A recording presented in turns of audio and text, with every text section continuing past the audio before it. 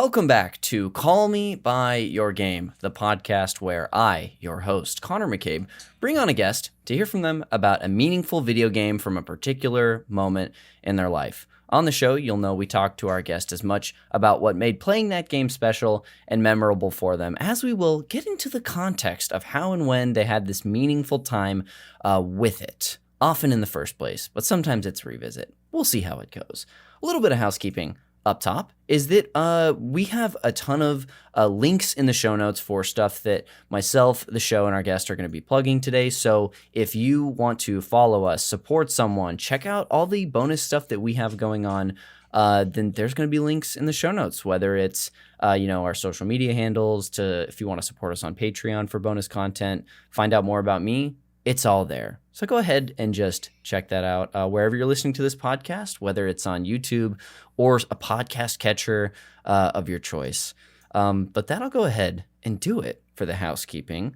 And I'll finally introduce our guest for today's episode. I say finally, but now it doesn't feel like that because I cut down our introduction by a good 2 minutes. So I used to say finally because it felt so long, but actually feels pretty quick. But please welcome to the microphone, video game lawyer and MinnMax community manager, Haley MacLean. Hello, Connor. Thanks for having me.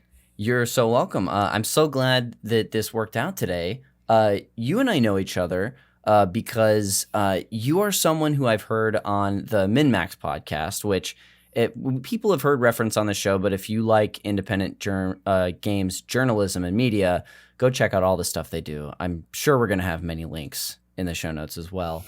But you were someone who was just preaching to the heavens about your time with the original Alan Wake, which prompted me to buy it at a retro store this year and buy it purely just because of the passion. This is a long road to say that we did a podcast about the original Alan Wake a little over a month ago at this point, which is how we met. But I know you through MinnMax. What do you want to share about yourself? Who are you? Yeah, my love for Alan Wake. Did you finish Alan Wake 2, by the way? I didn't. And I'm glad we saved this for the podcast. But I will say the area that I just explored, or the parts that I just finished, I just went through the nursing home area and came back to Bright Falls. Yeah. Oh, I thought I had some jump scares earlier in the game. That is where it really kicked in for me. Alan Wake 1 had one jump scare. Yeah. Yes. And that chapter had every couple minutes, just a absolutely unfair jump scare. But I don't know, I kind of love that it did that, but part of me hates it because I'm such a chicken. Yes, I'm right there with you. But yeah, God, I love Alan Wake. I'm still trying to decide if that or Baldur's Gate 3 is my game of the year. I love those games so much. But this isn't a podcast about Alan Wake, even though I can talk about truly, though, we can talk about it as much as you want. But yeah, my name's Haley. I'm a video game lawyer, so sometimes older lawyers than me roll their eyes at that, but I think it's a real thing.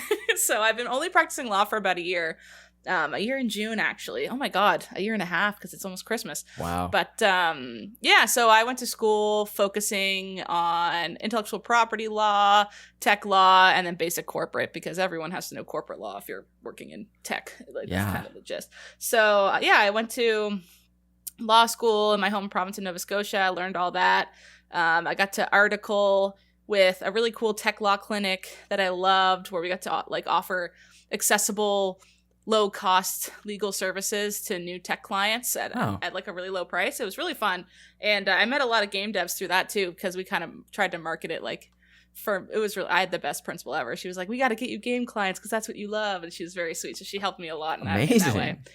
And after that, I went on with my firm, Voyer Law, and that's where I've worked since I got called to the bar. So we're tech lawyers that specialize in cross-border stuff, so U.S. and Canada. And then I came on specifically because of my game knowledge and stuff. So the firm already had a game section of the practice that my boss, Kellen, was running, but he wanted some more people on to do that kind of work. And then my province of Nova Scotia is becoming a weird little mini California. It has not California, that's bold. Maybe a mini Vancouver. That's a better way to say it.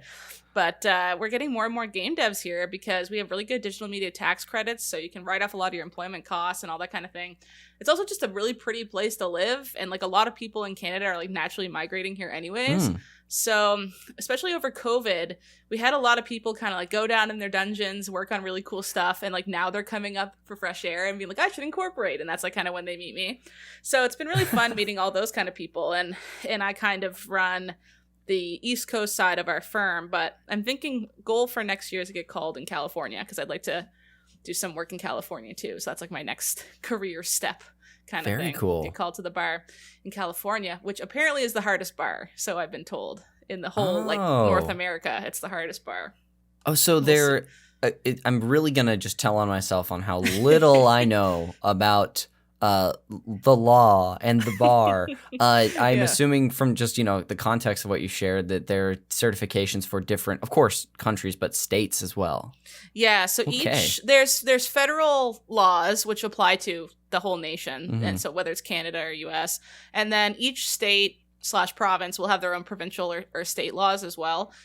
So I can't just start going and practicing in any country or state or province I want because like I wouldn't know that law. Yes. So I specifically got trained in Nova Scotia law, but then obviously I get trained in like federal Canadian law too, so I know that. But like, and I've learned a lot of California law because so much game stuff comes out of California, and like California is very progressive in their laws, like privacy, tech, sometimes to a detriment. Like they have really abusive like employment laws relating to computer professionals, so that would include game devs, hence why like there's so many layoffs and people work overtime and crunch and stuff. It's like largely due to California's really annoying laws with that. But I would have to go and take their bar test and prove that I know enough about California law before I'm allowed to practice there is essentially like the threshold. Okay. And then if I wanted to start working in New York, I have to take the New York bar. If I want to start working on Ontario, I'd take the Ontario bar. So you kind of go around and take each one. So you don't want to get called in too many places because then you have all these lawyers' fees you have to pay every year. Yeah. So unless you're actually doing work there and like want to have clients that are from there and doing things, it's kind of not worth it to get called. So I think California would be a good fit though, because I want to be cross-border and I want to do games. So like when you think games, you think California. Definitely. Yeah. Yeah. That's really cool though. Well, I'm glad that like your firm had like the perfect place for you to just slide in once you got hired. That's amazing. And then did you touch on what prompted you to like follow this in the first place? Yeah, it was I took the very long path to law. And if you're in your mid to late 20s like me or even older, you're thinking about law school, it's not too late. I had people in my 40s and 50s in my law school class. Like it's definitely a thing you can do later in life, so don't feel discouraged there. But yeah, I went to journalism school and all that first, and I did video game journalism for 5 years before I went to law school. So we were talking about this right before the call, but yeah, I did a lot of retail work to pay the bills and did like video game writing stuff in my free time. And it just got to a point, like I was 5 years in, I had to make a tough call. Like, do I keep trying to do this? And I'm kind of struggling with money and I just kind of want to be able to have less stress with that. It's like, what's a way I could keep writing, be in the games industry, and not be as stressed about money? And then I knew someone who was an intellectual property lawyer. So she didn't work in games, but she did IP law. So I just was like reaching out to people at that time in my life and just being like, ugh, what do you do? And do you like it? Because I just wanted to find something I liked. Yeah. And she talked to me about intellectual property. And I was like, oh, this is kind of like a tangential way to get into games. Because I feel like there's not many people marketing themselves as, hi, I know the law really good and I'm a gamer and I know about games and I know all the terms and all the like news going on a given day about video games. So I was like, well, why don't I try to do that? Applied to law school, didn't get in the first time. I always like to say that because sometimes people don't get in once and then they give up. It's like, I tried again and I got in the second time, try again. Yeah. And the second time I got in, and then I just kind of crafted my law school experience around games. So there was no video game law class. Like most of my profs like rolled their eyes when I said I wanted to do video game law, to be honest. But wow. I did all the intellectual property law classes, like copyright, trademark, patents, and then basic IP courses, all the tech law, internet and media law courses, entertainment law, like all that kind of stuff. And then I did like an IP moot, which is like a fake court thing where you compete with other law schools. So that didn't have any games in it, but I had to like practice litigation, like, Phoenix Wright style lawyer stuff. I don't do that at all anymore. I'm just a transactional lawyer. I just sit at my desk in my pajamas writing stuff for people. I don't actually the dream. Go to court. The dream, except I spent like $2,000 on court robes that I wore once just to get called. Now they just sit in my closet. I actually went as Ruth Bader Ginsburg for Halloween one time just so I could use my robes again. Get a second use out of it. Oh my gosh. Out of my expensive ass robes. And they have to be the most specific robes with the little tie and everything. You can't just wear black robes and hope for the best. They won't let you in to get called unless you have the exact perfect robes. What a funny requirement to have. It's because we're British. Like, Canada's weird. We have weird British histories and stuff. So we have I looked very British that day. I was just missing the white powdered wig vibe. Everything else. But it was a kind of a twisty route, but I really like the work I do now. I get to work like 90% of my clients are game devs, which I love. I still get to work with other cool people in different industries. Like, it's not just game devs. We have like software for a service people making apps that aren't game related that just like do cool functionality. But I would say like 100% of my clients still do tech work, but most of them find me because of my gaming background, and we'll either do just like basic corporate stuff for them. We'll help them with their publishing agreement things. That's a very common is like, hey, I just worked for 5 years on my passion project, and this is the first agreement I've ever looked at, and it could make or break the money I get from this thing. Like, should probably get someone to look at it. So we have a lot of experience looking at publishing agreements specifically. Cool. So what's industry standard, what's not, what can you push back on and say this is a ridiculous offer, like no, like right away. Because a lot of times it's just, what's a good royalty split? Like, unless you've seen 50 of them from different companies, you just don't know that. So we try to help devs with like, oh my gosh, ask for more. Or, they're being generous with this, so why don't we bend a little on this point? Like that kind of negotiation stuff. And then other than that, just like IP assignments, employment agreements, contractor agreements, non-disclosure agreements. I'm sure you've signed some of those, the scary NDAs. Quite literally yesterday. I write those. Yes. So all that kind big of stuff. fan of your work, by the way. Those NDAs. I've written every single one. Yeah. Yes. That's fantastic. Thank you for walking me down, like you said, this twisty road of your journey to how you got here. I'm so glad that things, seem to be working out really great for you, and that you are, like you were saying, continuing to have a chance to be involved in games journalism, in like a really important and great like independent outlet such as MinnMax. That's great. And I know you're only starting out, but like, hey, cheers, way to go.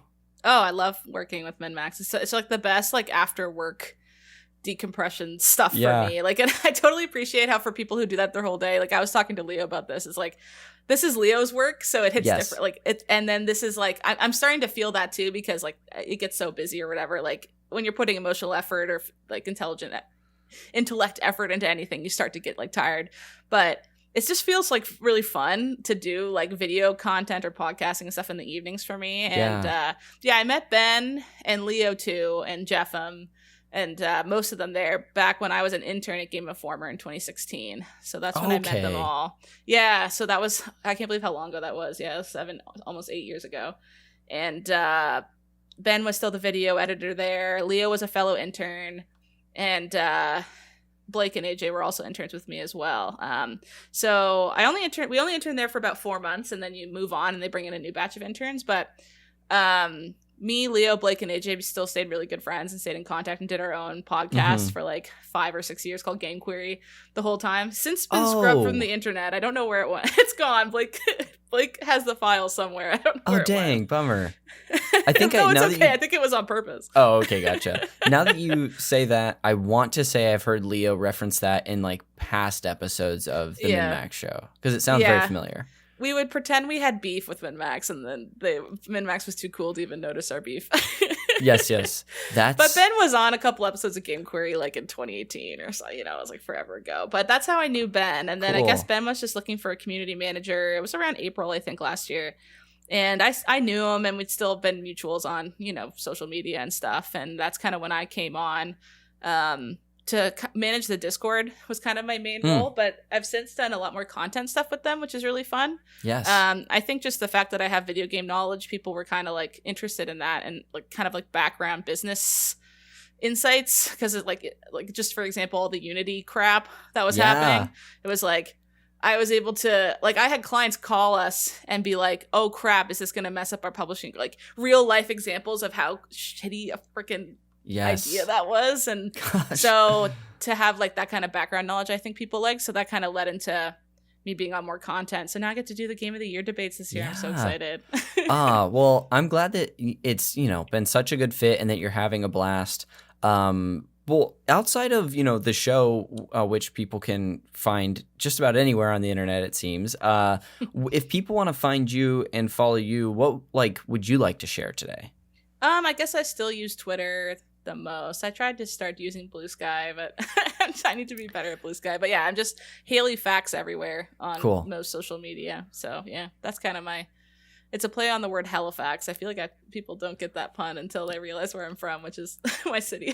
You're watching me get it at this moment, and that's great. Yes. Literally everyone is like, as soon as they hear where I'm from, they go, oh, and they realize my pun, but no one knows Canadian cities, so maybe it's not the best pun. Yeah, with, like usernames and handles, I always assume it's like some inside joke or thing that someone made when they were 12 and first got a username. But that makes a lot more sense. It's not that clever. I came up with it literally when I was 12. Like, you hit the nail on the head. Yep. Yeah. It's like my first email. Well, thank you so much for sharing about yourself. I'm sure we're going to get to know you better as we continue to move through the show. But before we discuss your general history with video games, I'd love for you to introduce the game that you brought on for the main event later and call me by your game. The game I brought is called Night in the Woods. It's by Infinite Fall, and I believe it came out in, I want to say 2016. Is that right? Maybe 2015. I think what I have says 2017. That sounds right. 2017. So it's an indie game, very narrative-driven, 2D. I guess you can call it a side scroller, but it's more just based in its narrative, and there's like barely any platforming. It's mostly just you play as this character, May, who's just come back from college. She's coming back to her hometown. And a lot of the story is just kind of focused on like one plot, which is just like, why is May home? How is she dealing with coming back and living with her parents in her 20s? What does that feel like? And what does it feel like to be the one who left her city, didn't succeed, and then come back? Or left her town, I should say, like a very small town. And then the B plot is like there's a mysterious disappearance afoot, and they're trying to figure out why people keep disappearing in their town and if there's some kind of scheme going on with that. So that's kind of like the two plot points. Awesome. I'm so excited to hear about, your time with this game more. Before, getting into your history, this is a game that this happens often. Someone will bring on a game for the podcast and I won't have played it before. And not only that, but I know this name, but seeing the images when I was doing research for it, I think this is the first time I've seen even stills of this game. Oh, really? You've never heard of it before? Interesting. I think the name I have heard on shows or looking at lists, but anyway, it's been fun to research and I'm excited to hear even more from you about it. But let's talk about your general history with gaming. Do you remember the first time that you took an interest in games? I played games with my brother growing up, but we had Game Boys. I remember for my 5th birthday, I got a Game Boy Color and Pokemon Blue. I played games growing up, but I don't think I realized that I was really, really passionate about them until it was 2010. Yeah. And Red Dead Redemption came out, and I remember I was walking around a Best Buy or something with my dad, and there was a Xbox 360 copy of Red Dead, and my brother had an Xbox but I didn't, but I would just use it to play games sometimes. Yes. And I was like, oh, this looks kind of cool, and then I just became absolutely obsessed with that game. I could also pick that for my episode because that's probably is my favorite game of all time. Wow. And just something about that game really resonated with my brain flipping a switch and being like, oh, games are more than just something to do for fun in my free time or whatever. I want to be part of whatever is the industry that makes stuff like this. I remember a little switch flipping.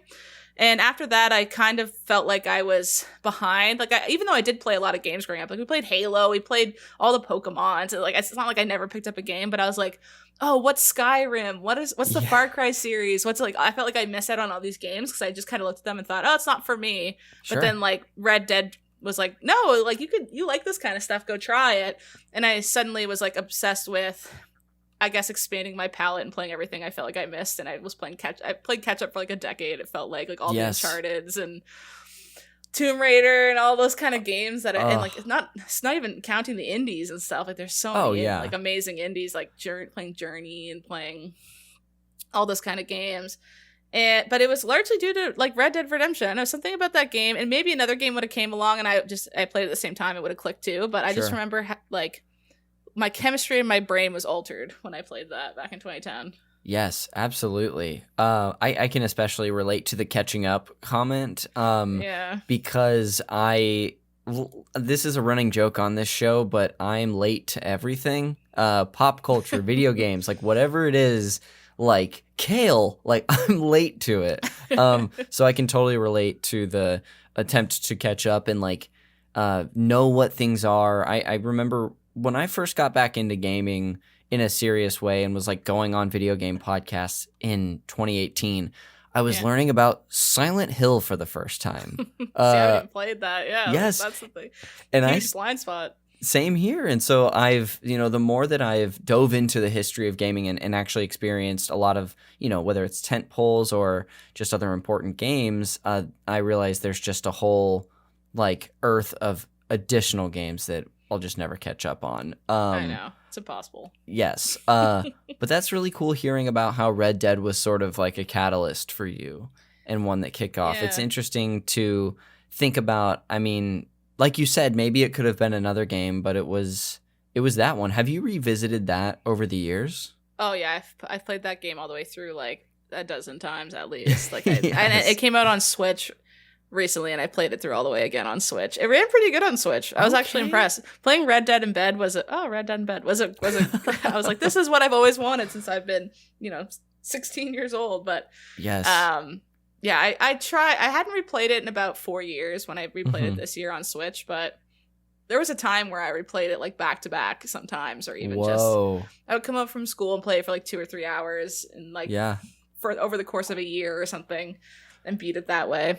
Do you, since you've revisited this so often, what is it to you about the game that you think sucks you in and gets you, like, keeps that appetite going over the years for you to revisit? I think it's partly the characters, which are supremely well-written characters. And I actually, what I really loved about my most recent playthrough it was post Red Dead 2.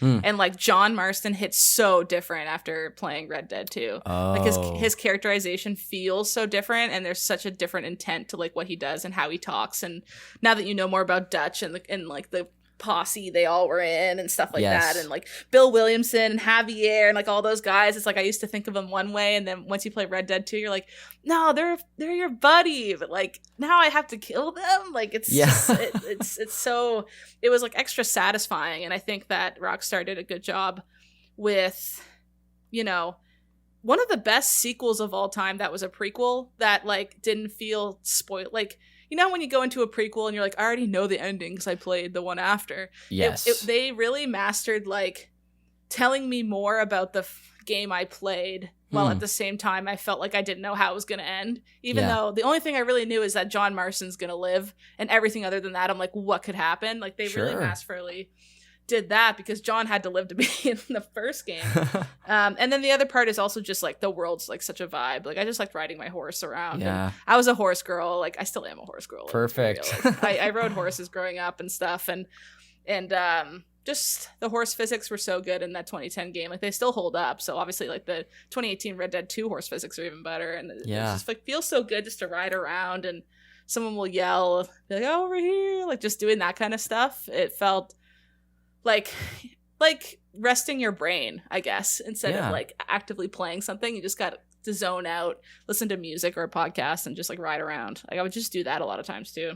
That's fun. Yeah, it's I find it interesting, especially games that we, people revisit, like what gets you to go back and like how you play those games, like the way that certain people will be attached to, especially a game that expansive with so much to do. It's like certain people go in and just play it in a totally different way than I would. So I find that interesting. I got the platinum for Red Dead 2, which took me like 3 years straight up. Wow. It took forever. And then my partner for my birthday, the year I finished it, got me a cameo of Roger Clark, the guy who plays Arthur Morgan. Oh, cool. And he was so cute. And like, I guess you like write a message and he was like, "Oh, you got the platinum for Red Dead." Like I'm trying to still get that. I can't even get it. Like my brain was like, I got so excited. Like, oh, wow. It was really fun. I just need to find that video and tweet it maybe, but like, yeah, just something about that world they've crafted there. I never felt like GTA has hit the same way that their writing in Red Dead has, but I'm curious to see 6 coming out soon. All we have is that short little 90-second trailer we got. Yes. Like, I really hope they learned a lot with their writing in Red Dead, and that rubs off on GTA. Not that I didn't like the writing in GTA 5, but like, it didn't even compare to the writing in Red Dead 2. Yeah, like whether it's, I wonder if it's just such a different focus on points of emphasis for a game that like I could see why they would do that for Red Dead 2 and maybe not put the same GTA is about satire of society, I feel like, whereas Red Dead's about like human relationships. Yes. But I'd like to see more human relationships in GTA 5 while still being satirical, because we all love the satire of Grand Theft Auto. It's like, and especially like with Florida being a setting, like that trailer was just like real things that happened. Yes. So like, are they even being satirical anymore? They literally just have to rip stuff off the internet and post it, and it feels satirical because the world is so crazy now. So I'm curious to see what they do with that. Yeah, I bet there's a line they could walk where they can, you know, live in that satirical world but still like emphasize those human relationships. I'm sure. Yeah. That's fantastic. We just had someone on the show talking about, we do the occasional top 10 episode where I bring back past guests of the show in like a panel and have them list their top 10s on the show. And I was thinking about Red Dead 2 because someone had Red Dead 2, I think like number 2 on their list. So pretty popular franchise there. For you, maybe after that point, is there another game that sticks out in your mind as another like significant one for you in that time? I mean, Night in the Woods as well, which I guess we'll talk about. Yeah. Twilight Princess, I really gravitated towards. Oh, cool. But I have crazy nostalgia goggles for that game. Like, I realized that's why I like it so much, and I could admit that live on air. Like, I know that game isn't the best Zelda game, but I think it is. Yes. Because I have a group of friends that are essentially like family to me, and when we were first meeting each other, like 17 years ago, like when that game was coming out in like 2007 or whatever, we would come home from middle school and like run to my friend's house, bake a tray of cookies, and then run upstairs and play Twilight Princess every day. Like 4 of us. Like, it wasn't just like one of us was playing. Like, we would pass the controller and we'd beat it and just like start it again and keep going. There was one the section where the Yeti snowboards away from you, and then you snowboard down the mountain. We had a save just for that part in case we felt like doing the snowboard section. And we would just like we called the snowboard save, and we just boot it up and like snowboard down the hill and like do that over and over and try to have the best time between the 4 of it. Like, we got so much out of that game, and I still, if I hear the soundtrack to that game, I'm like teleported back. To that time. So wow, that's I love amazing. That game just for that.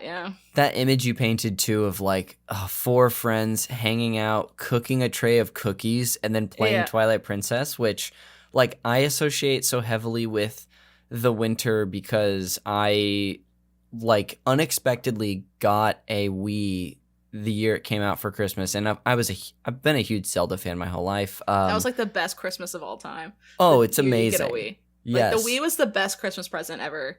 Yeah. I mean, probably like you do, I would assume at least a little bit. I love sharing games with people as much as like, sure, my solitary gaming experiences are probably the biggest like chunk of how I experience games. But like, if I can get someone to pick up a controller with me, even if they don't like it, like, it's a dream. Yeah, it was the first Christmas where parents were like, I'll play. Like, that's what I remember. Is like, if I got a GameCube or a PlayStation 2 or whatever, mom was like, have fun. But something about the Wii, parents were like, oh, and like swinging that they wanted to come play tennis with you. That's like why it hit so different. It appealed to so many different people because it was like, what is this weird thing? Yes.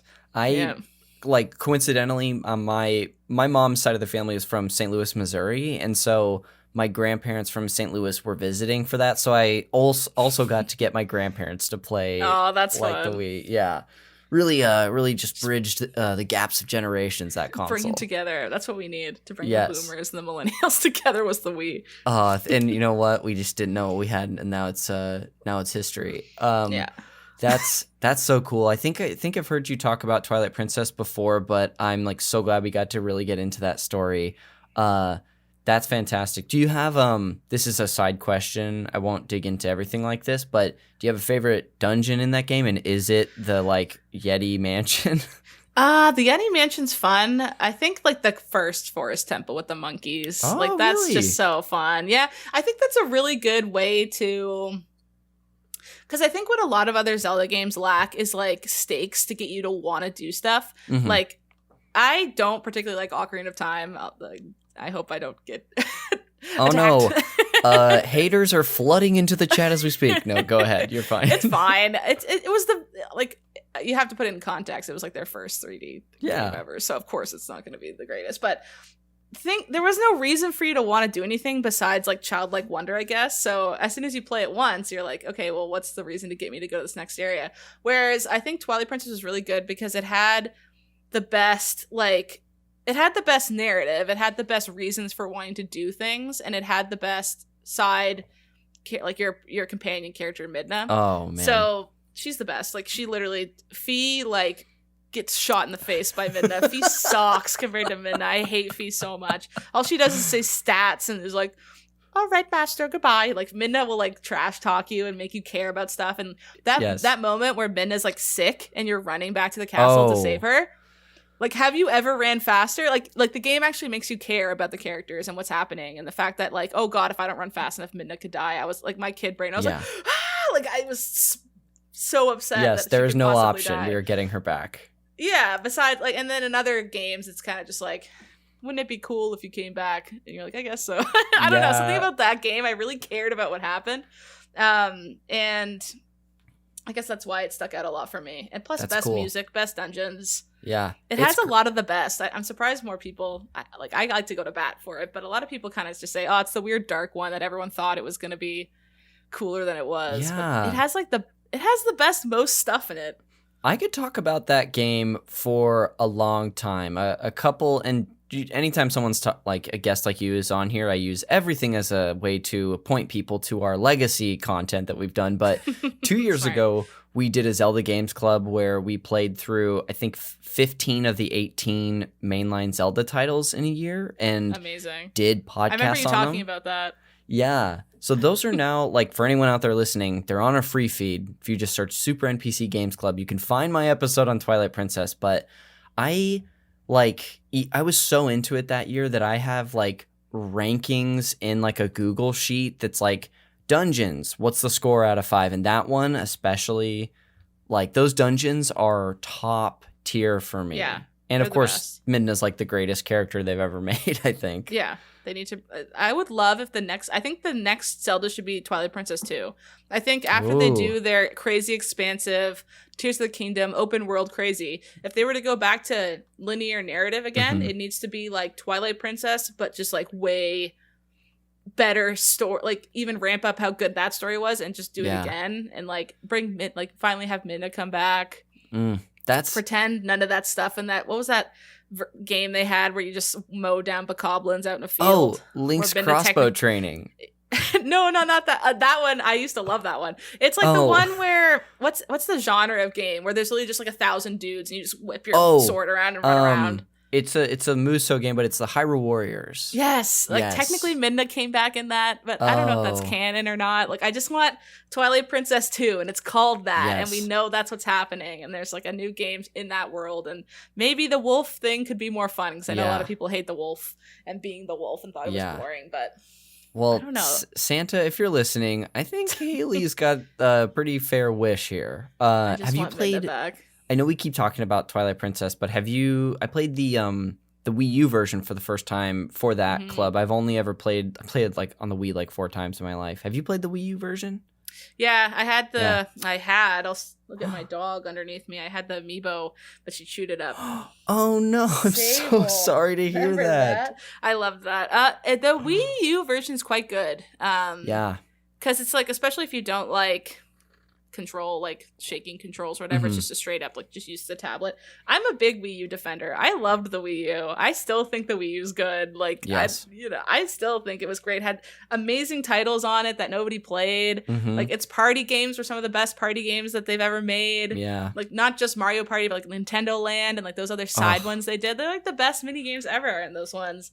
And yeah, the pad is like the clunkiest, junkiest thing they probably ever made too. But something about that, it's just they named it bad, I think. Yeah. If it had been not named the Wii U, maybe people would have liked it. Yeah, if it wasn't confusing, I still appreciate it for I like am so glad that I have one of like 12 million that were ever sold. Yeah, there's like none of them that I bought. I'll go to bat for the gamepad too. Sure, it's like feels like a child's like toy, but I love the way it like sits in your hand actually. Way more comfortable than the Switch. Yeah. And obviously it does sit better. Yeah. It has like nubs in the back, so you can. It's kind of like a Steam Deck, honestly. Like the way the back of it rests in your hands. It's just the front of it's crap. Yes, so just the back. Yeah, it's like a 480p screen. It's not that bad, but it's pretty rough. It's pretty rough. But amazing. Well, we've talked a bit about your history with games. I want to ask you just a couple more questions before we close this segment out. First of which, if you looked back on your history with games in general, could you pick out like a console you're most nostalgic for? I don't want to repeat things we just talked about, but it might be the Wii. Okay. I love the Wii getting love. I did love my PlayStation. I used to play so many games on my PlayStation. Like the original PlayStation? Yeah, wow. Like the gray cruddy one. I have it in a drawer somewhere. I think it actually is in this drawer right here. Like my partner makes fun of me. Yeah, here it is. Oh, amazing. My PlayStation. Oh my gosh, that's just beautiful. I loved this thing. Oh, my memory card's still in it. What game's in here? Spyro, Ripto's Rage. Oh wow, that's the sequel, right? That's not the third one. That's the second one. That's my favorite Spyro is the second one. Okay. But I used to, you can see it, it's pretty gross, but it's got a lot of love. Like I used to play this thing like crazy. I'm sorry, I scared Sable. Sorry, Sable. But that or the Wii. Like I have really fond memories of like hanging out at a friend's house and playing Wii. Like, yes. Even though I had a Wii, like my friend Beth growing up, I remember she was the first of my friends to get a Wii. She got it for Hanukkah. And we like would run to her house and be like, Beth, we need to play Wii Sports like after school today. And she also had like Dance Dance Revolution. She had all the cool games. She's like a cool girl who had all the games. But something about like I got like just playing tennis for hours, just Wii Sports tennis. And then when Wii Sports Resort came out, like that hit so good too. And yes, like I think it was the Wii. What about you? Yeah. For me, it's still the N64 because that was the first console that was mine. I grew up with an original Nintendo, never knew a Super Nintendo existed, and then I saw Super Mario 64 at a Toys R Us and was like, I need this to be a part of my life. So it's the N64, but like I could do shows about so many consoles that I care about. I love your answer though. Lastly, do you want to touch on either something you've been playing lately, and maybe we've started to talk about it already, or would you like to like list a game that you're looking forward to, anticipating that hasn't come out yet? Yeah, I mean, a game that caught me off guard was Baldur's Gate 3 this year. That was not on my radar at all. I've never played a CRPG. Like, I've never dabbled in that genre. I was intimidated by it. And then, like, yeah, I was joking around with Sarah Pazorski, who's on MinnMax as well. And because she's been waiting for this since, like, 2019 or something? Like, she played all the betas and did all the early access stuff and like all that kind of stuff. She's been waiting, yelling from the rooftops, this game's really good, and like no one was listening to her. And then I come along the day before it comes out and I'm like, this looks cool, and it becomes like my game of the year. So I felt like I time traveled and like cheated like finding it so late. But yeah, my partner was like, no, I might buy this Baldur's Gate 3 game, it looks cool. And I was like, oh, show me the trailer. And then as soon as I watched the trailer, I was like, I'm buying that looks amazing. And then I did have a touch and go moment where I was like, I don't know if I get it. Like, this is really intimidating. And then as soon as I pushed back that initial, like, I'm intimidated by this. I don't know what is an action, what's a bonus action, what's a cantrip, what do the classes mean, like who's fire resistant, who's not, like, oh my god, like info dump at you. I watched some YouTube videos and then I was like, I just got really into it. And I've never played D&D either. Like I didn't know what a tiefling was or a druid or any of that kind of thing. And it's just like completely taken over my brain. I absolutely adore it. And I haven't like resonated with a game like that in a really long time. Like where it feels like I'm just having fun. That sounds so lame, but like I'm playing like a kid again. Like I'm playing imaginary pretend in like this fun world. It's like, could I go up and do this? And you do it. And you're like, I can. Yippee! Like you just like have fun and like test things out.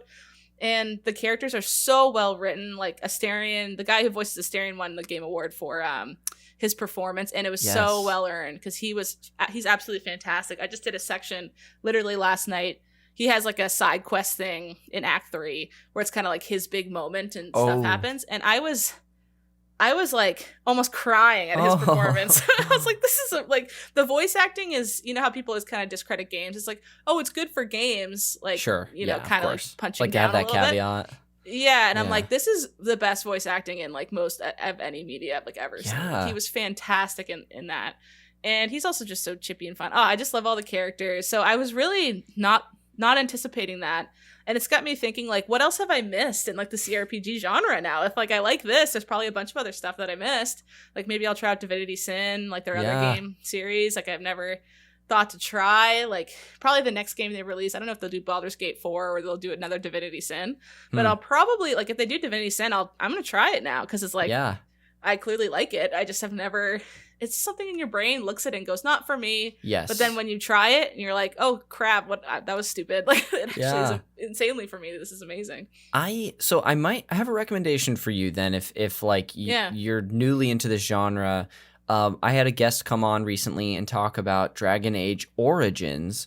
That was also I think that was also a BioWare game, but it has a lot in common with Baldur's Gate 3. And she was like, she came on to talk about Dragon Age Origins, but she was like, but I am currently obsessed with this for a lot of similar reasons. So yeah, that seems like it's similar vibes. And I've always wanted to know more about that series, and I haven't really played that much BioWare, to be honest, either. Me neither. I finally played the first Mass Effect a couple years ago when that like Legendary Edition came out. I want to play more, but you know, time and all that. It's hard to dive into a old game that you know is going to take 100 hours. Yes, it's true. When so much stuff's going on. Well, Haley, it's been so great to hear about, you know, a few like sort of critical or like warm moments from your history with gaming. We're going to go ahead and take a quick break now, but then when we come back, we'll talk about all things, I almost forgot the game we're talking about today, Night in the Woods. So I'll see you on the other side.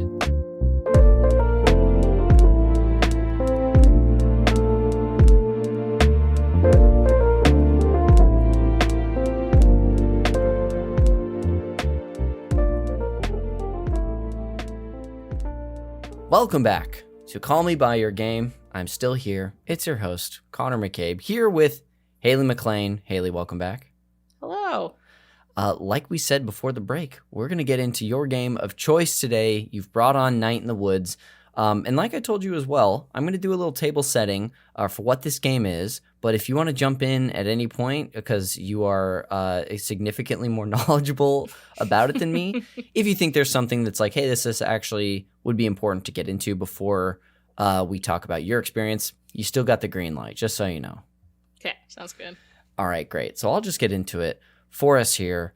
Night in the Woods is a 2017 single-player adventure video game developed by Infinite Fall, and published by Finji. The story follows, as Haley told us earlier, a young woman named May Borowski who drops out of college and returns to her hometown to find unexpected changes. And when I say young woman, every character in this game is an animal of some sort. I'm getting off script here a little bit, but you know, I'm glad I mean, of course I researched the game for this episode, but I can see, I think, 2 Night in the Woods things behind you at least. Yeah, I have. Well, that's my May light. Oh, That's so good. And then that actually is Cult of the Lamb, but it kind of looks like okay. Night in the Woods. But I do have the Night in the Woods vinyl like right here because Oh, I love very the music nice. so much. Yeah.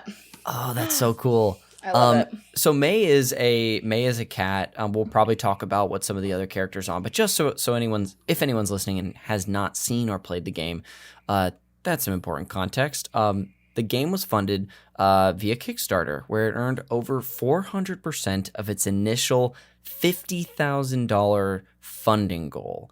Amazing. So I guess that means about $200,000. I'm great at math. Prior to the release of this game, a companion game titled Longest Night was released in December 2013, and there was an additional little supplemental game released in 2014 called The Lost Constellation. I was planning about talking about these in the fun facts segment later, but I'll go ahead and just talk about them now. Have you played either of these before? No, I never played them. I've been thinking about going back and playing those actually, because I always replayed Night in the Woods in the fall. Yes. And I did that every year for like 4 years straight. But when I got the platinum, I stopped doing it because to get the platinum, you have to do multiple playthroughs because you can choose which people to hang out with on any given day. So a different playthrough of the game, you could see all different content because you'll choose to hang out with Greg versus B or something on any given other day.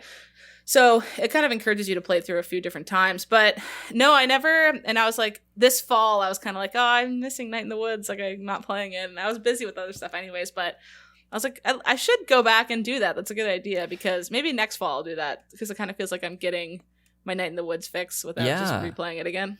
Totally. I checked today and they're both available still on itch for like a pay what you can sort of scale. So they are available there. The game was released on February 21st, 2017, originally for Windows, Mac, Linux, and the PS4. After an initial slight delay from their original release date in January, the Xbox One version was released on December 13th, 2017, and an extended version of the game titled Weird Autumn Edition was released for several platforms as well at the end of the year, and the game finally came to Switch in 2018. This version features new content not seen in the first release, as well as the supplemental games. And I guess a version for iOS was even released in 2021. As far as the game's reception goes, it received critical praise for its soundtrack, story, dialogue, and characters. As far as just like game context for Night in the Woods, is there anything else you wanted to include before we like get into your personal history with the game? I guess.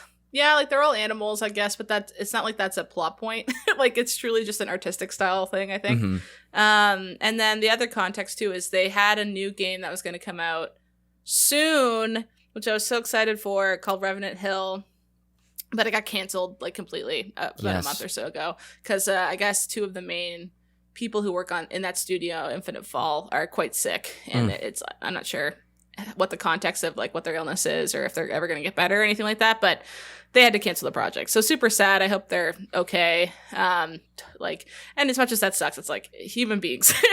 I'm fine if I don't get to play my follow-up dream game. It's really sad to hear because they're such a small studio, and the art style was still the same and it looked very similar vibes. There's even a cat character who's like, it's not like a cat, like an anthropomorphic cat. It's like a straight up cat, but it looks just like May. So I was like, oh, like, are they gonna be cheeky and like talk about Night in the Woods a little bit? Like it's literally just May's face, but as a cat. So I was interested to see what they do with that. And now I guess it's just this lost forever, which is kind of poetic. Yeah, bummer. But like you said, small potatoes losing the game compared to these people going through some illnesses. So heart goes out to them and hope they can recover. Thank you for help for adding on a little bit there. But why don't we get into your history with it? How did you come to discover this game in the first place? I'm trying to think of whether it couldn't have been on PlayStation Plus because I played it in 2017. Because sometimes I find like I remember, especially back in that time period, like 2017, 2019, like a lot of my games were PlayStation Plus games because I had no money. Like that's genuinely why. But what I recall, I'm pretty sure I saw a trailer for it and was like Haley game. I was like, this looks like a Haley game, and I just loved the art style right away. And I didn't really know much else about it besides how good it looked. Like I just liked the art, and so I was like, I'll give it a try. And then I was living with my best friend Michael at the time, and it was my first time not living at home because I lived at home all during my university, like my first degree. And it was like, oh, I'm finally moving out, and I'm becoming, like, I was 24 at the time, which is so late. But I guess people nowadays also are living with their parents so late because everything costs so much. It's just kind of sucks. But it definitely hits different to be in your early 20s living at home, which is what this game is about. Yeah, wow. So it really resonated with me because I was just leaving that phase and I still felt weird about it. And then the fact that the plot so heavily focuses on what does it feel like to be early 20s and feeling stuck and feeling like you're still a kid, but just because you're in your childhood home, but you still are technically an adult now and you want to be growing as a person and feeling older, but you can't because you're literally stagnant both physically and like mentally because you're just where you grew up. You're in your childhood bedroom. I think that game did a really good job of tackling those kind of thoughts and like the realistic feelings you have with your parents. Like you love your parents, but it's so much easier to get into fights with them when you're in your early 20s compared to when you're 15, because when you're 15, you're like, this makes sense. I'm supposed to be here. But when you're 24, you're like, this shouldn't be how I feel like. I should be doing what I want to do. But so I thought it was really interesting that. So as soon as I realized that was kind of the plot, I latched onto it pretty quick. So I remember I was living with Michael, my best friend, who I met playing Twilight Princess. He's like, that's one of my core friends. I love it. Playing Twilight Princess. Still my best friend like 17 years later. I love that boy. And it was like, he would peek over my shoulder and would read some of the text I remember and be like, damn, this is like heavy stuff. Like it's it can get really heavy. And a lot of the plot too is about like May has some really severe mental health issues too. So it tackles mental health stuff as well. Like she struggles with like derealization and anxiety and all that kind of stuff. So the plot kind of talks about that and how that kind of stuff doesn't mesh well with university culture, where it's like, hey, I can't even think correctly. And they're like, too bad passing your paper. Like how those kind of things can conflict as well. And that was also something I was struggling with at the time too. Yeah. So I was like, damn, was this made for me? Like it just really was one of those games where I was like coming up here in my point in my life, and the game was like, I'm talking about this experience. And I was like, this is me. This is my experience. And it just like felt like it was made for me. So it really resonated with me right away. And then as soon as I beat it, I was like, I'm playing this every year. And it's such fall vibes too. Like it's set, it takes place in the fall. The soundtrack is very Twin Peaks fall. Like I actually only started watching Twin Peaks for the first time this year because of Alan Wake. Everyone was like, I can't believe Haley has never played Twin Peaks. What the heck? And I was like, fine, or watch Twin Peaks. I was like, fine, I'll watch Twin Peaks. And there was a song in episode 1 of Twin Peaks, and I was like, that's from Night in the Woods. And I realized they just like took samples from Twin Peaks and like made some of the like. So I was like, oh, obviously it's inspired by Twin Peaks. And it also made me realize like, I can't believe I've never watched Twin Peaks because all the shit I love is like inspired by Twin Peaks. So of course I'm gonna like it because everything below it is like referencing it, and I just have never watched it. Yes. But yeah, it hit me at the perfect time in my life. So now I have like a weird remembrance. Like when I play it, I think about how my brain felt at that time, and it's like a time capsule of like my emotions a little bit, like 2017 Haley and how she felt, because it's sometimes hard to remember how you felt in certain times of your life. Your brain's pretty good at like etch-a-sketching and being like, that was traumatic and hard to deal with, let's forget about that. Yes. And you don't remember it the same way. But when I play that game, I'm like, oh no, I remember like waking up the morning that I played this scene and how shitty I felt. Like it weirdly brings back memories. Totally. Yeah. I can relate to that, or I find interesting, I guess, that sort of, I don't know if I'd call it phenomenon, but that like sensation of like something being able to pull you back to a point. And what you were describing your experience with this game, how it can bring you back to that time period, like that happens with me with like music. Like for for whatever reason, if I'll grow attached to like an album, I will play it into the ground. And I think that sort of like meshes itself into that time for me. And so if I pull up like, for example, like the Gorillaz Demon Days album, like I remember finishing 8th grade being like intimidated about going into high school and all that comes with it. So yeah. Like that's such a real thing that I think you have experienced with that, and it's just very interesting. Also, I wanted to touch on too, when doing research for this game, I was like just seeing the parallels. Obviously, completely different game than Alan Wake, which like is all I feel like I talk to you about. But seeing the similarities and some of the things that are tied together, like the small town America, and the mystery of what's really going on, and the Twin Peaks tie. I was like, I mean, if we hadn't talked about Alan Wake so much, that would have been on my recommendation list as something that's like, oh, this is similar but far different. Yeah, no, it definitely has similar vibes to Alan Wake, which is so weird because they're so vastly different things.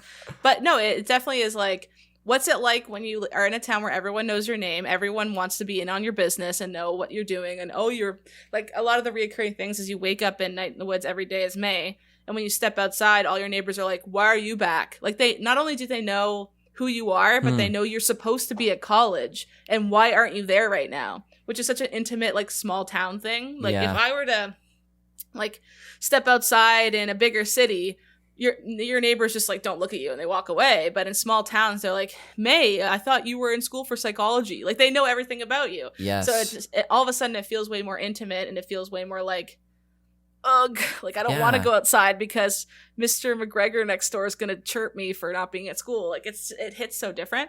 And I think Twin Peaks is like that too, is like when someone dies in a town that small, like that episode 1, everyone's like affected by it. It's not just like, oh, some girl died. It's like, oh my God, she died. And the whole school closes down for a day, and everything's different after that. So that's very much the same energy that they bring into Night in the Woods, and I think that's really purposeful. And as soon as I heard the music in Twin Peaks, I was like, oh, this is just the music in Night in the Woods. I can't believe I've never realized that before. Yes, that's great. You've talked a bit too about, the context of when you were playing this, like first time living away from home with your friend Michael. Can you do a little scene painting for me and sort of describe the room where you would have been playing it and what your setup was like? What a fun question, because it kind of exposes where I was at in my life at that point. Oh no.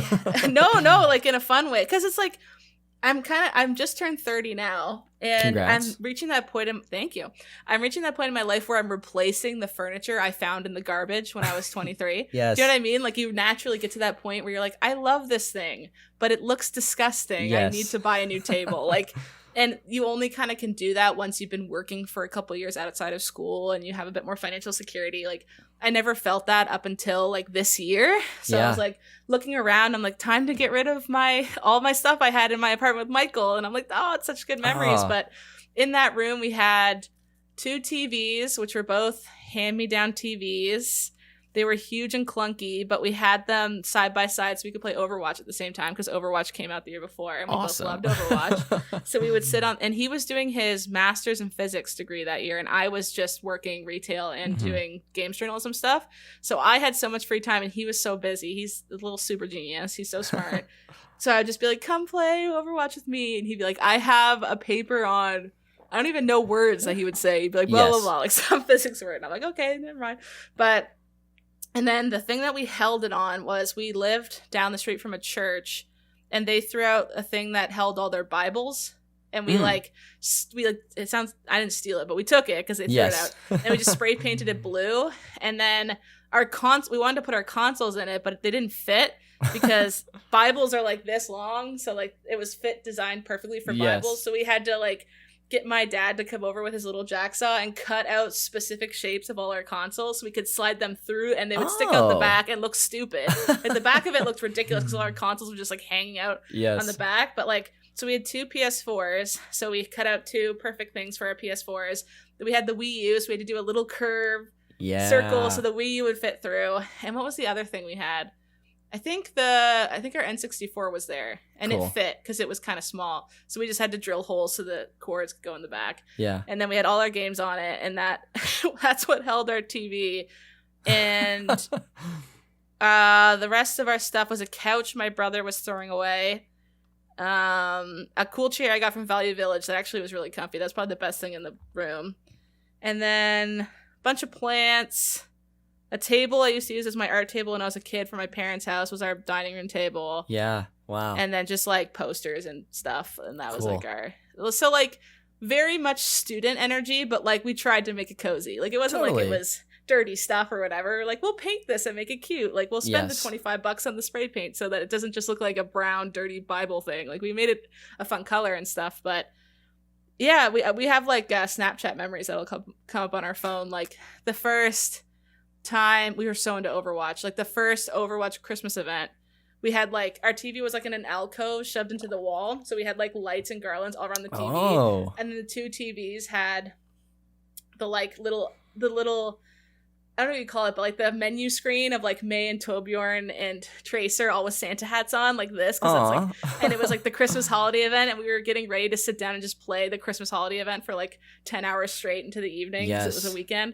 And I was like, and we were like, oh, we didn't even know how awesome those times were. Like that was so fun. And Yeah. it's you just like we'll drive by sometimes the house we used to live in is now just I think it's an Airbnb now.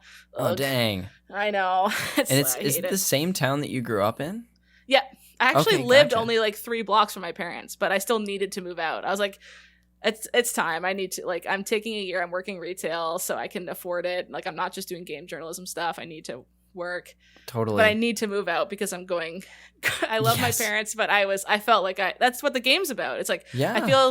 I feel like I'm not growing up. I feel like I'm 16 still, and I need to feel different, and I'm going crazy. I just need to do this, even if it's 3 blocks away. Yeah. And I'm spending, $1,500 instead of $0. I just needed to be done. Yes, that space, I mean, even though the distance is very small, it's not insignificant to have that space for yourself and just that distance so that you can have, more autonomy or what have you.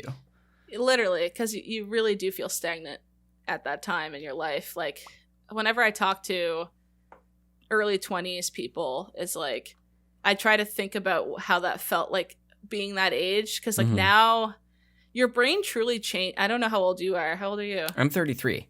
You're 33. I was Yes. gonna say you look young. I was gonna say, are you early 20s? Hey, I'll take it. Yeah, I know, right? I wish. But it's like by no means are people who are 23 like a kid, but Mhm. thinking back to how I felt when I was 23 is like so vastly different to how my brain works now. Like I feel like I was a kid. Yeah, even though I absolutely. was 23 years old. So it was interesting that game came out right at that time, and it was about that because it helps me remember what that felt like, and I kind of use that game as like a goalpost for like my mental state at that point in my life. And I don't think if I had played this game, I would be so good at remembering that, maybe. Mhm. Just the fact that this game is about being that age and feeling like that. So I think that's another like nice thing about it is it's like you were saying with music, it's almost like, how smells can bring you back? It's like a Big smell. time. Yeah. Like it's like when I play this game, it's like my brain gets triggered and I think about it being 23. Yeah.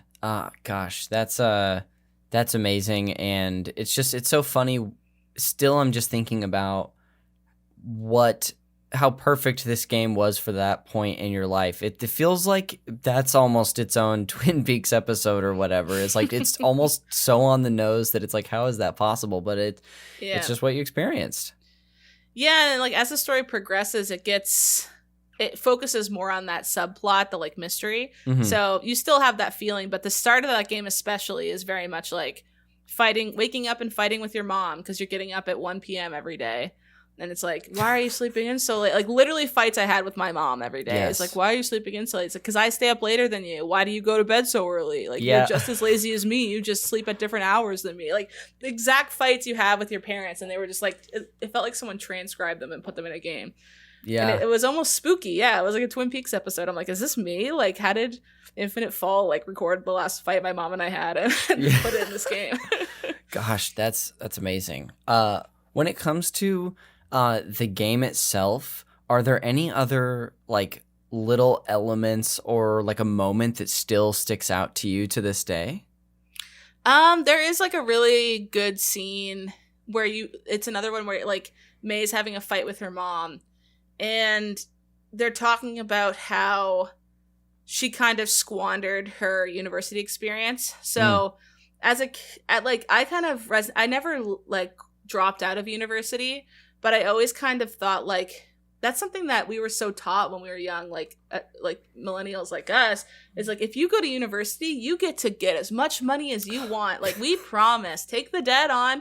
You're gonna, like, how much did they shove that down our throats when we were in elementary school? It was like, it's like their top priority is what it feels like. Yeah.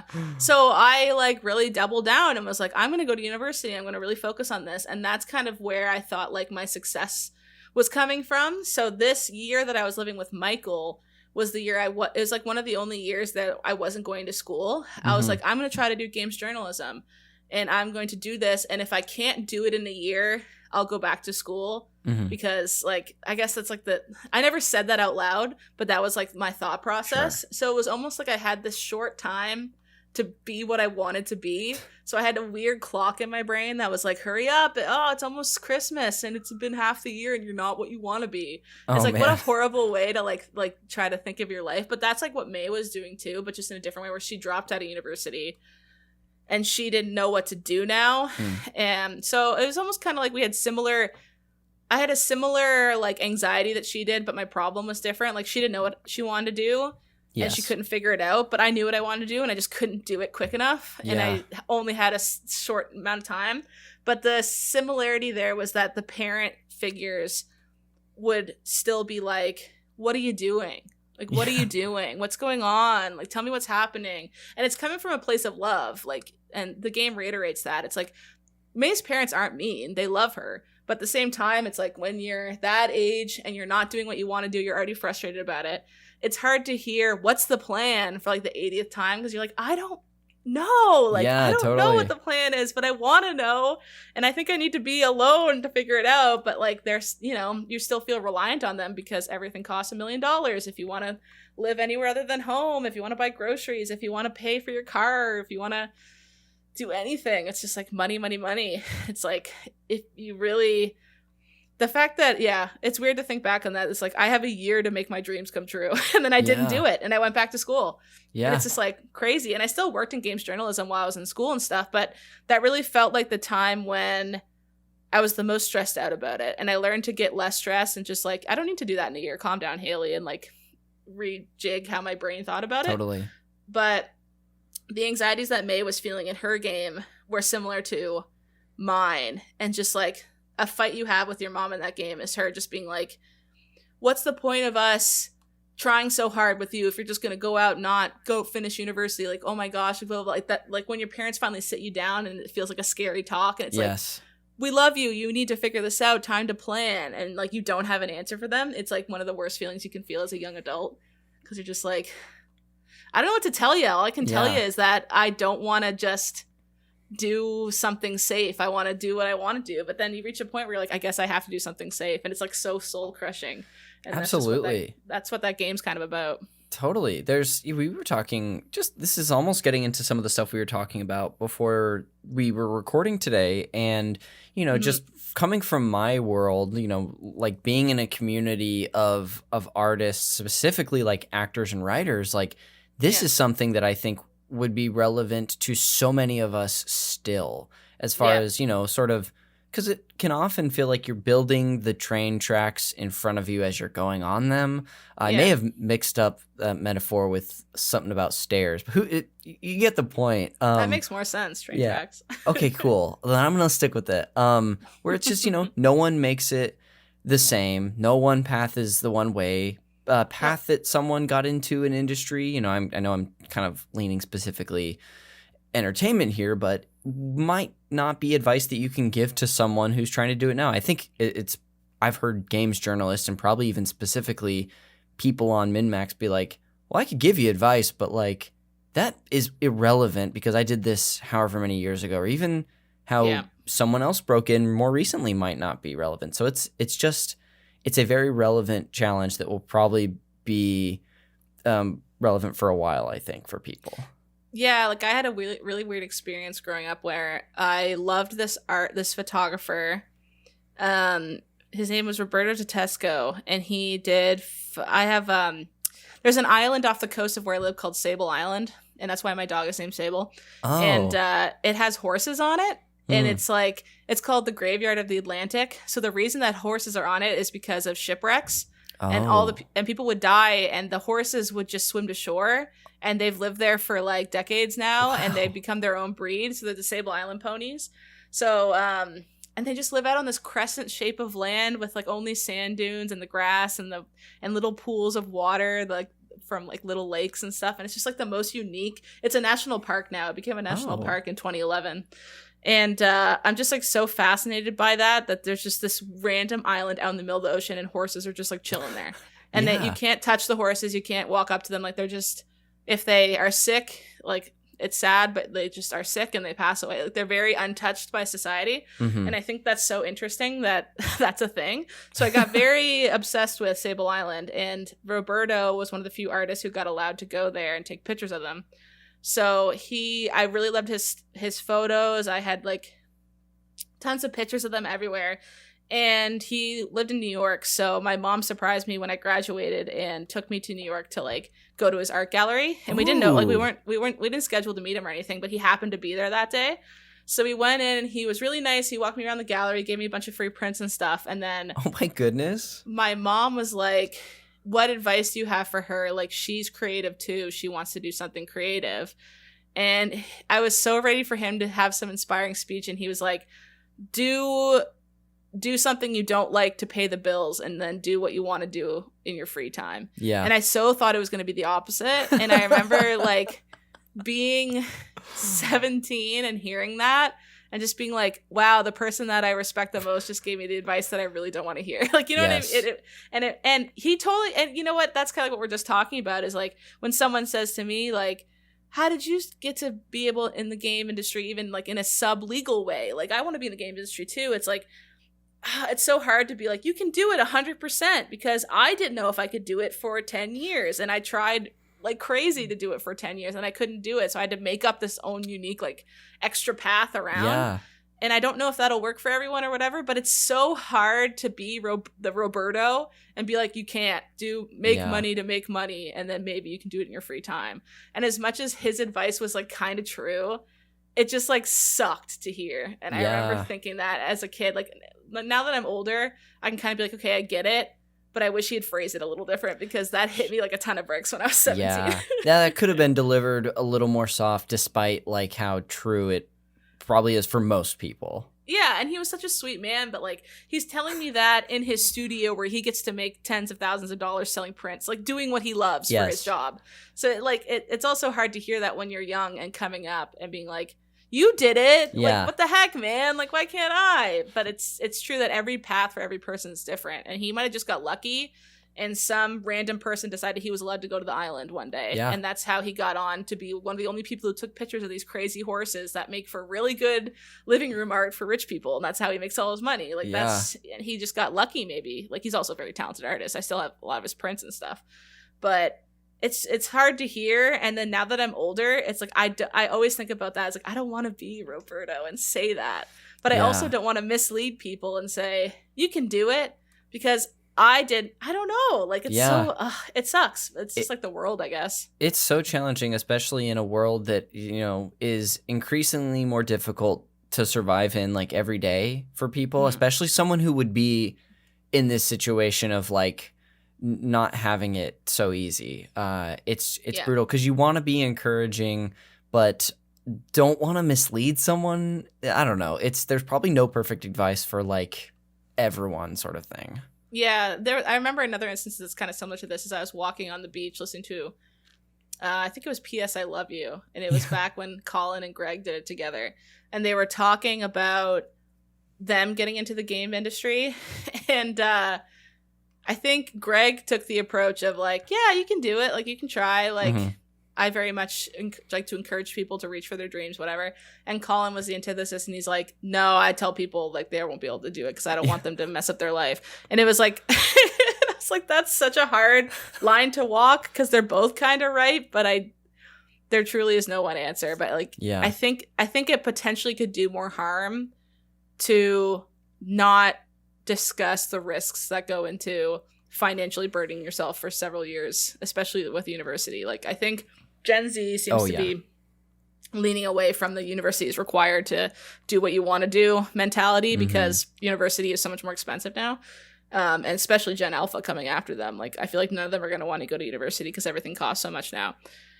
But it's just weird how, like you were saying, advice I give now won't even make sense because the situation that led me to here depended on how the world was set up 10 years ago. Yeah. So, like, how do you give advice? Because now, especially in Canada, we have a crazy cost of living crisis right now. And it's like, literally, like, I was in the United States last week, or the week before that, and all your food is so cheap. Like, it made me realize how, like, 2 chicken breasts is like $18 here right now.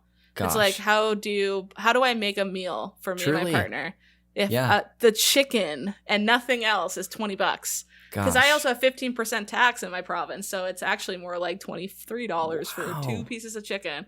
And it's just becoming like, how do I give that advice knowing that chicken costs $23? Like, it's difficult, and it sucks. Yeah, it's weird to be at the. It's like I'm May's mom. I'm getting closer to May's mom age than May. Yeah, and I don't like that because your brain truly changes as you pass through those life stages. Yeah, that's so true. Yeah. What a like interesting and heavy conversation we just like waded through. But like, I think that, just takeaways are like, there's no one answer for anyone, and if you can find a balance, good for you, because it's just not always super easy. So I feel like I've gotten to hear so much, great stuff from you, not only about the game, but like the context of your life and how you were affected by it. Is there anything that you haven't shared yet about either the game or the context of your life that you'd really like to before we sort of wrap up your thoughts? Another thing that's with this game that affected me kind of at that time was the mental health stuff. Yeah. Because growing up, I was super happy kid, didn't really feel sad. My parents called me Happy Haley, and that's something I thought about once my mental health got bad. I was like, why aren't I Happy Haley anymore? Oh, that's almost a curse, even though it was like probably just them being sweet. I know. So around this time in my life, well, actually right after, like around 2018, 2019 is the first time where I realized that I had really bad anxiety problems, and I was like, uh-oh, like I thought my brain chemistry was okay. And a lot of this game is talking about May's issues with her mental health stuff. And so like May's like the whole kind of question mark of this game, besides like the mystery of like who's kidnapping people, which is a pretty big question too, is like May left school, and it's like, why did May leave school? Yeah. And it's funny that you play as May, and you don't even get that insight. Like, it's almost like she's not letting herself think about it, I think was the intention of the narrative. It's like, why doesn't she, because you get her internal monologue all the time. Like, she'll look in the mirror and be like, ugh, I look fat, or like say something like that. So it's not like we don't get to hear her thoughts, but she purposely doesn't go, oh, I remember at university when X happened and that's why I came home. She like doesn't tell us that. Yeah. She's not thinking about it. So she'll get asked all the time by like when she comes home, her friends are like, whoa, yo, why are you here? And she's just like, hey, I missed you. Like, she'll just like go right over it and not discuss it. Or her parents will be like, can we finally talk about what happened? And she just goes, nope. What's for dinner? Like, just like shuts it down. Yeah. And so I won't spoil like what happens, but it's like it's tied to mental health stuff. And a lot of my mental health stuff that I've had struggles with is tied to university or work. Like I don't really feel much social anxiety anymore. I used to when I was a kid, but like I don't really have that type of anxiety. I have anxiety for stresses that I put onto myself to like catastrophize everything. Worst case scenario. Oh, yeah. Especially becoming a lawyer, I had to like be careful because my whole job is pinpointing what's the worst thing that could happen. Like, I get paid now to think what's the worst thing that could happen and prevent it. And that's like what I struggle with the most, to like make sure that doesn't affect my psyche. It's a minefield for you. Yeah, it's quite literally like, why did I monetize this? I monetized my mental health issues. It's essentially what it feels like I did. But I remember thinking back when I went back to school after that year when I didn't make my dreams come true and I had to go back to school because I needed to. And I was like, my mental health started getting bad and I was getting really bad anxiety and panic attacks due to university.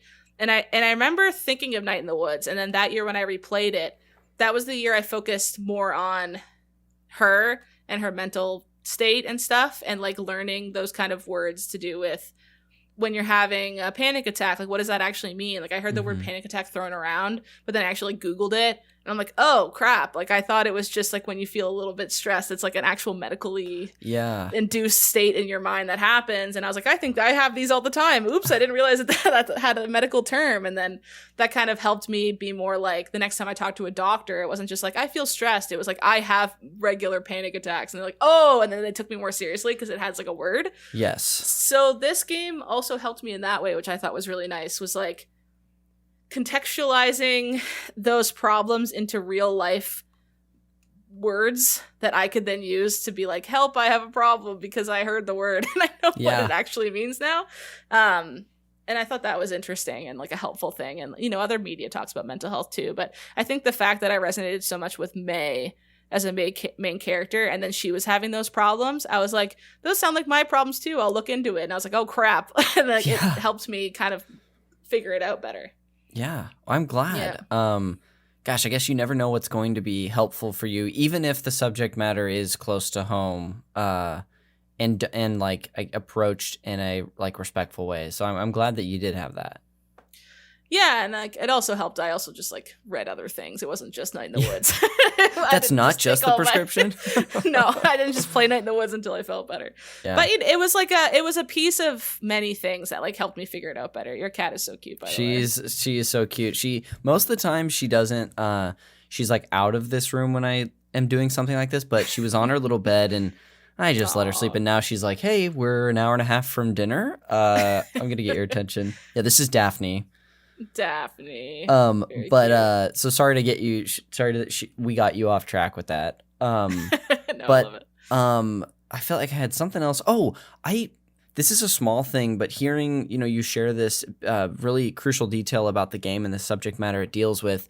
Did you have any thoughts on that in conjunction with the art style that it's presented in? Because I'm finding it fascinating, but I haven't experienced it myself.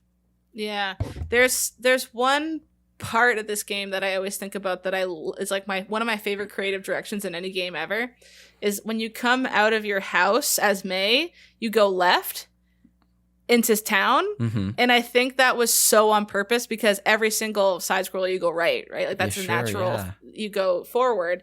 And the only thing if you go right is the sign that says you're now leaving the town. Okay. And everything that you actually get to interact with is left. Huh. And I think that's so interesting because I think what they're essentially saying is like every day you wake up and go backwards and you go back towards how you were when you lived here as a kid, and that's why she feels so frustrated, is because every day she's going backwards. Every day she's going back to where her friends were, and her friends are still in their town and they're still her friends and whatever, but they're also growing up and doing things. Like she has two friends, Greg and Angus, and they're both like, oh, we kind of want to move away into a city that's more like queer friendly because we don't really like living in a small town where we're the only two gay guys. Like it's pretty frustrating. And that's like such a reasonable thing. But she's like, if you leave and I keep going back and you're gone, it's just gonna, if that keeps happening and people keep leaving and she keeps going backwards and backwards, it's just gonna be like empty, empty, empty. And I think that was such an interesting creative choice that only games can do. Because I could read a book about May feeling stuck and she could tell me, I feel like I'm going backwards. I'm like, okay. But she never actually says that. It's just like something you do every day. Yes. And you can really, and someone who plays games a lot will feel that more because they're so used to going right. Like I remember the first time I played it, I came out of my house and went right because that's where I always go. And you take 2 steps and then there's some construction guys that are like, you can't go this way, go left. And then you turn around and go left. And it's not until like 5 days into the game that they let you go right. And the only thing over there is a bridge and the sign that says you're now leaving. Yes. And it's like they don't let you even look. They just want you to constantly be going backwards. So I thought that was a really interesting decision. Interesting. But is your question about like the art style? You found the art style kind of leans towards that? Sort of like, or I was just more curious if you happen to have a thought, and it's okay if you don't, about like the game dealing with its subject matter being paired with this very I don't know how to describe it, like a friendly sort of, not kiddish, but like cartoony sort of art style. Yeah, I think it probably makes it approachable. Sure. I know their art style is like if those two games you mentioned at the start, I can't remember their names, but yes. Longest Night and something. And something Constellation. Yeah, like that art style looks just like the art style of those games. And part of me thinks like this is the art style that the main creative, I think his name's Scott Benson.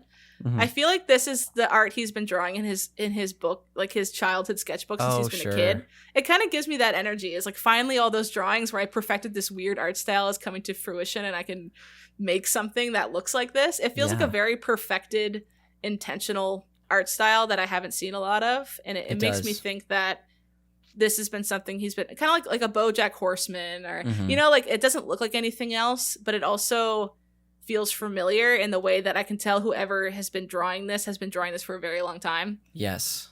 Yeah, that's kind of what it felt like to me. I don't know if I have an answer for if that has to tie with the mental health stuff, like how they're dealing with such heavy topics, but they're such silly little goofy cats and dogs and stuff and alligators and whatever. Maybe it's like what you were kind of hitting on, like an approachability, and maybe that's just really all that needs to be taken away from it is that like it's approachable, so maybe it'll cute. Connect with someone who wouldn't have given something more serious a chance. I'm not sure.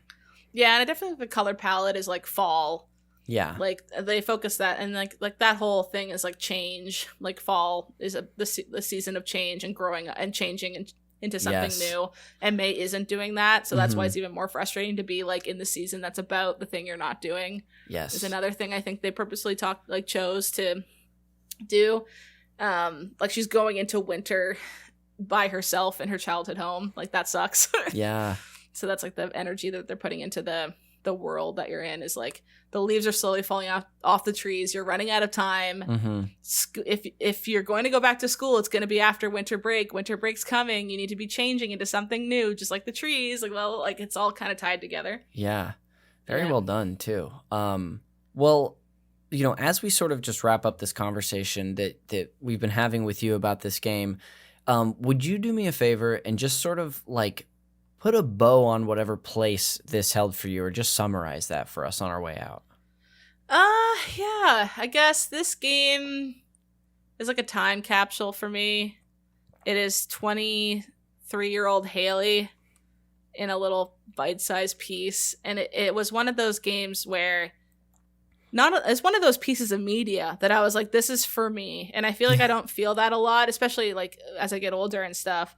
But like, I just remember feeling like weirded out by every new conversation that May would have with certain people or whatever. I'm like, I've had this conversation with my dad. Like, I know, like the mom felt like my mom, the dad felt like how my dad acts. May felt like how I act. Like her friends were similar to my friends and what they wanted to do with their lives and how like they felt about May. And I just felt like, oh my God, this is weird. Like I remember being really freaked out about it, but I love that it's a thing that I still think about and that I played so many times because I can think back on it really clearly. It's not like I played it once and I was like, that kind of felt like me. It was like I had this weird, incessant desire to replay it because I wanted to keep feeling how I felt then. To kind of, it's almost like a life check. It's like, do I feel as bad as I did in 2017? And I'll play it in 2018. I'm like, I feel a little better. And then I'll play it again in 2019. I'm like, I feel a little better. And it's interesting. It's like a goalpost that I just kept rechecking. And yeah, I do want to replay it. I haven't replayed it in about 2 years now. I did it every fall, but then I stopped about 2 years ago. But I think next fall, maybe I'll replay it again and be like, how far am I from, it's 8 years now from that age Haley. Like, how different do I feel? It's trippy that I'm coming up on a decade away from how, you know, that phase in my life. Yeah. Like, how different do I feel now? It's fun to use a game that way. I've never really done that with any other game before. Yeah. So that's kind of, and it's just a cute little indie game. Like, I don't think the devs even intended to be this, hit me this deep or whatever. Totally. But that's what's interesting about games is the fact that you interact and you're the one moving things and moving the plot along is sometimes you can really get pulled into it and feel like, oh, that's me. Not all just the time. A cat character. Yes.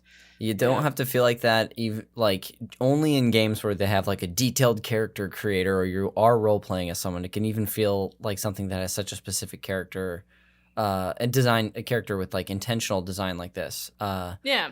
Well, Haley, we've got just a couple things to do on our way out, but thank you so much for bringing on this game to share about this period in your life. It was really cool getting to know more about you and just like how this game impacted you. So thanks. Yeah, thanks. I'm glad to talk about it. I haven't talked about it in a while, so it's nice to talk about it. You know, and especially in a year where you're not doing your annual playthrough, this can sort of sit as that like remembrance of it. This will be like my playthrough, yeah. Yes. So I do expect 1 out of every 8 years for you to not play the game, but to listen to this episode. Anyway, I'll lead us into our post-show segments, the first of which is the Fact Me by Your Game segment, and that's just where I share fun facts about this game with my guest. I got my facts today from a YouTube channel called The Leaderboard. They have a video titled 107 Night in the Woods Facts That You Should Know. So if you're interested, there's going to be 105 more than I share today if you want to check those out.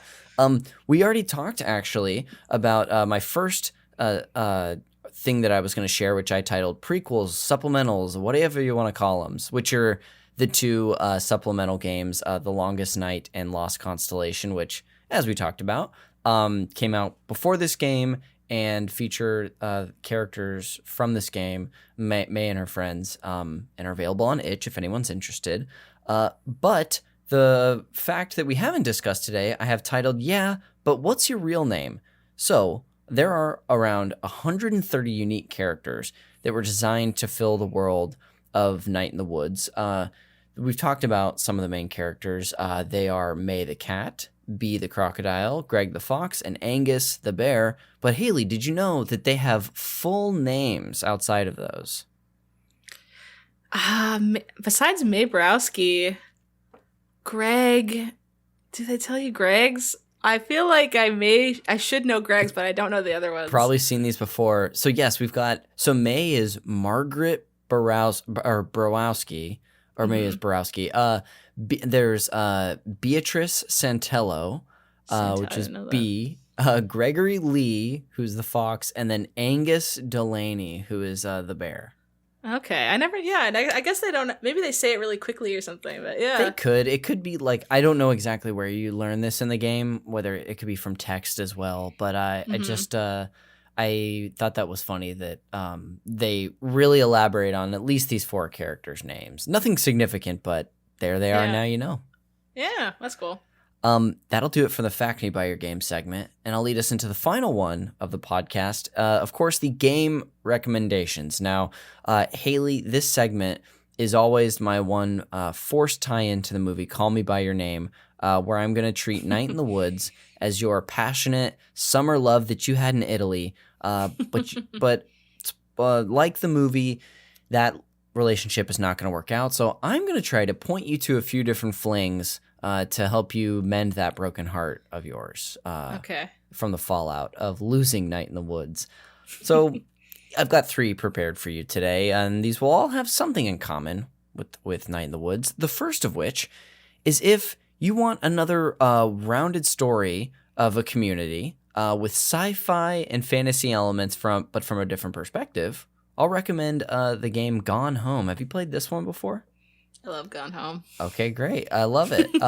So yeah, if you're like a first already person, flinging. Yes, I would love. This is a game I actually haven't played before, but I love first person adventures a lot and games like that. So it's on a short list for me. It's a pretty quick one too. Okay, nice. Then that could be not too long. Fun thing to dive into. The second one is if you want another indie title with more, with still a lot of those Twin Peaks elements, but you'd rather more of an emphasis on a classic point-and-click adventure genre, I'll recommend the game Thimbleweed Park. Do you know this game? I do, but I've never played it. Yes, this is from Ron Gilbert, who is best known for as the creator of the Monkey Island series. Mm-hmm. Yeah. And this is a game that he made a few years ago as like a return to the genre. So yeah, it's cops, right? It's 2 police officers. Yeah, I think you play as like either cops or FBI agents or something. But there are also some like ethereal Twin Peaksy stuff going on. Very Twin Peaks. Yeah. So that'll quench that thirst there. And lastly, for your final recommendation is if what you took away from this game is you love the art style, this art style of these cute little characters that look like they're sort of paper cutouts put on a background. Well, then I'll recommend a game that if you've got an itch to be a dang stinker, then I'll recommend South Park: The Stick of Truth for you. Yeah, I love those. I played that in Fractured Butthole. I love those games. Oh, nice. And I've only played. I borrowed Stick of Truth from someone like years later, and I love like a JRPG, so I was like, oh, this is my thing. Is the Fractured Butthole is like the same style of game? Yeah, it's also an turn-based RPG, but the second one is more like Avengers. Oh, it's like they're all superheroes. The first one's like Dungeons and Dragons, yes, and stuff, and then the second one is like because South Park had that old episode where it was like making fun of that 3-part Avengers whiteboard universe nonsense. So it's just like a continuation of that. But I love those games because they did such interesting stuff with like tropey game stuff and like making fun of it. Like, you know, like the skip functionality for cutscenes. Like if you do that too much, Cartman's like, shut the hell up. You're going to listen. Like they'll like break the fourth wall a lot of times. And I thought that was kind of fun. That's good. Well, I'll just wrap up the segment by repeating your recs. We've got Gone Home, Thimbleweed Park, and South Park: The Stick of Truth. A lot of parks in there, I just realized. That'll do it for that segment, and that'll actually bring us to the end of the show. So before we go and plug whatever we want on our way out, Haley, thanks for joining me. This was so much fun to have you on the show. Yes, thank you. That was super fun. So on your way out, though, I know we plugged some stuff earlier in the podcast. Is there anywhere you'd like people to find you, or is there a way you want people to check you out on the internet? Yeah, you can find me at HaleyFax on most social medias, HALEYFAX, because there's a million ways to spell Haley. And we now know the pun about that username, so I feel enlightened. And then besides that, I'm on a lot of MinnMax content, so I guess the easiest plug is just our Game of the Year debates, which we'll be recording starting on Saturday. Oh, I have to finish Baldur's Gate before we're not talking about Game of the Year stuff. On Saturday, we're doing like all the supplementary things, like best moment and dumbest thing and all those kind of fun extra stuff. Love that. I'm still deciding if Alan Wake 2 and Baldur's Gate 3, which is my number one, and I need to finish both before I can firmly decide. But yes, I'm glad that I'm playing them both in such rapid succession because it's helping me decide like which one did I have the most joy. I think that's honestly what I'm pulling from. And then every time I listen to one song from Alan Wake, I think it's Alan Wake though, so it's kind of hard. That's tough. I think, them being so fresh probably helps too. You're not wondering like, was Fire Emblem Engage my favorite game of the year from February? I'm also playing Hi-Fi Rush like right now too, and I'm loving it. Which I know that came out in January, so it like feels like it barely counts. But I also like that I'm playing that so recently because I'm like, oh, this game rules. But a lot of people are like, oh, I forgot that even came out this year, kind of energy. Yeah. So that's also fresh in my mind. It's going to be high up on my list too. I love that game. That's huge. That was such like it's also one that I missed, and I'm like counting because we're doing our funny. You all are doing your stuff on Saturday. We're doing our 2-part Game of the Year episodes on Sunday, and I'm with all the stuff I've got going on, I'm like, I just want to finish Alan Wake 2. Yeah. I can't tell how... I loved the ending. Some people don't like the ending. I loved the ending, personally. Okay, huge. It's divisive. I think when we hop off, I might ask you off pod, like, how far you think I am. I mean, even though I could look it up. But anyway... I'll be sure to put links in the show notes to the MinnMax show, and then all of your social and stuff as well. But I'll go ahead and just close this out with some plugs of my own. The show art for Call Me By Your Game is done by Glenn J. You can find him and his other great work on Instagram at Glenn with 2 N's .j. If you want to follow the show on social media to see when we have live episodes going up, like the one we're recording today on Twitch, you can follow us wherever you're on social media. We're on Instagram, Twitter, and Blue Sky. There's links in the show notes for these. The show is produced, the original music that we open with, and is edited by Jeremy Schmidt. You should check out his podcast, Video Games, a Comedy Show, where by the time this episode comes out, actually, I think all of, both MinnMax's and our Game of the Year stuff will be out, and that's where people can find that wherever you get your shows. You can also follow me on social media on Twitter, Instagram, and Blue Sky. I'm on Twitch, where we stream these episodes at twitch.tv/cons69. And lastly, if you love hearing me talk to people about video game content, check us out on Patreon. We're over at patreon.com/supernpcradio, where we have bonus content at every tier. And whoever's listening to this in the future, you know what our next games club is. I don't, because while we're recording this, we are 2 days away from that election ending. So I'm really eager to see what our listeners and patrons pick for us to play for the first quarter of 2024. You can find that, at the $5 tier, and you can vote on our things at any tier. But there's bonus stuff there again at patreon.com/supernpcradio. But that'll do it for this episode of Call Me By Your Game. We will see you on the next one.